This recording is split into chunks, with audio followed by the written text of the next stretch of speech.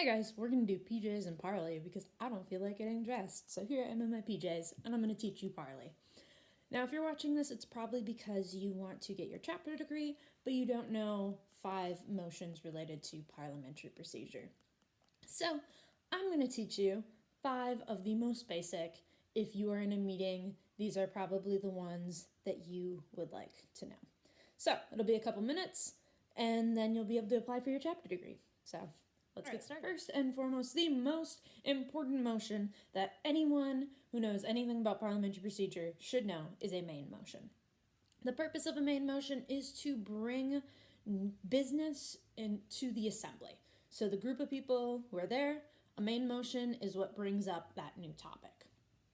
An example would be to have a pizza party. To make a main motion, you say, I move to blank. So I move to have a pizza party. I move to plant trees for Arbor Day. I move to have a Veterans Day program. Any of those would be acceptable motions.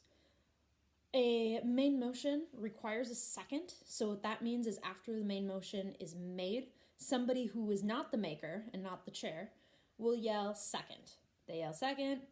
It has been properly moved and seconded.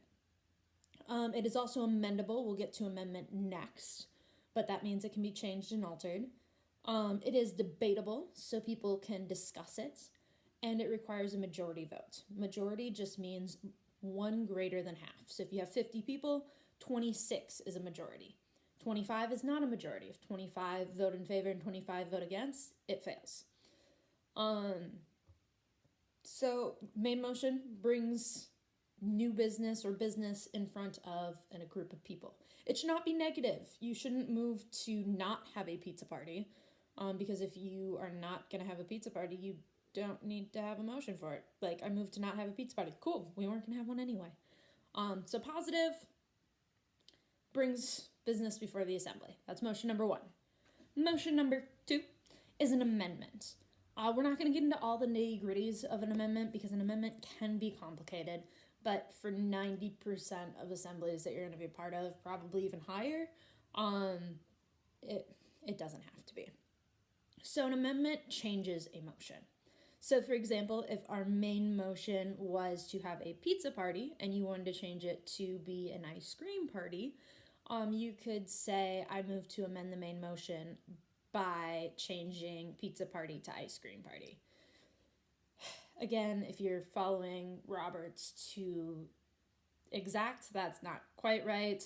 But this is crash course.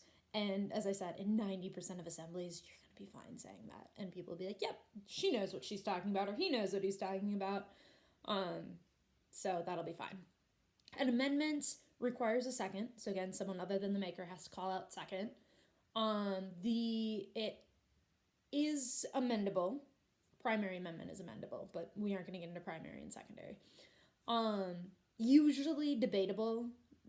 There's very few circumstances it's not debatable, and those circumstances it doesn't make sense to debate it. So it's fine. And it requires a majority vote. Again, I could probably spend like 10 minutes talking about amendment, but crash course, what you need to know if I was about to throw you in a meeting right now. Motion number 3. So motion number 3 is going to be to take a recess because we all need a break sometime. So just like in elementary school, when recess was to take a break to go out and play outside, in a meeting, to take a recess is to take a break. And there's numerous reasons that you might need to take a break. Again, if we were diving into the nitty-gritties, I could talk a little longer about recess. But really what you need to know is it's to take a break.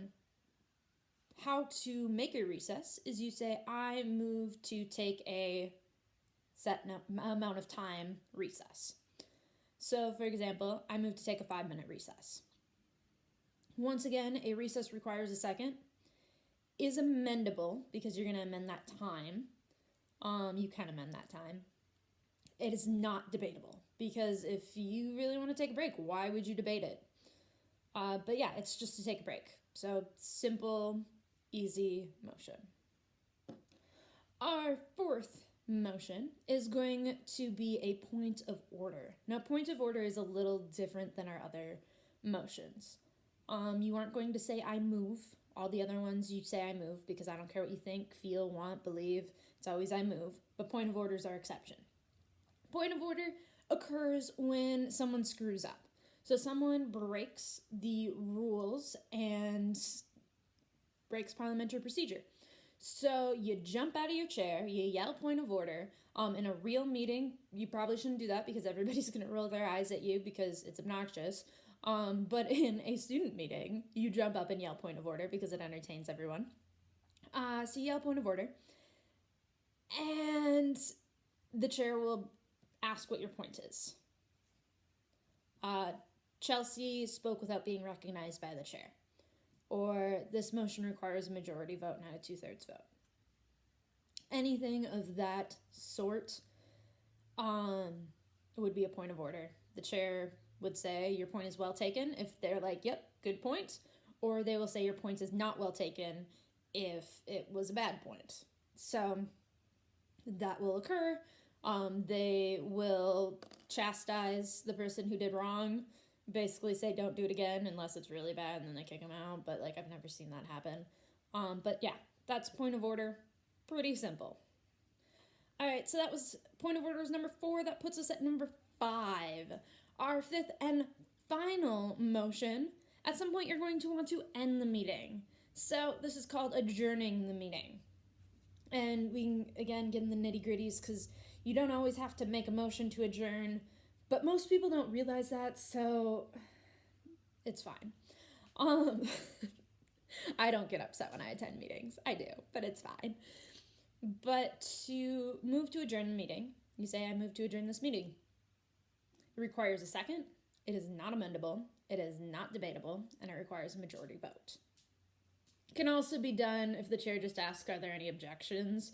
And if no one objects, you can just, all right, peace out, Girl Scout. But if you've got obnoxious people who object for funsies, then just take it to a vote because you're going to have to take it to a vote anyway. Again, probably more information than you need to know, but adjourn ends the meeting. So if that's passed, all right, meeting stands adjourned. Gavel tap if you have a gavel. Not all meetings have gavels, but meeting stands adjourned and your meeting's over. And you can make that at any point. I don't recommend making it like when you're having a heated debate because you just are done, because people get upset with you, but according to Roberts, you can make it at any time. All right, and that was your crash course in parliamentary procedure. As a review, and the words are going to pop up on the screen. If I'm really clever, I'll have them where my finger's pointing, but I think it'll probably just be a black screen and you won't see my face anymore. But our motions that you will put in your chapter degree application. Main motion. There we go. Amendment. Recess. Point of order. And adjourn. Have a great day. I miss you all. And I'll hopefully see you soon.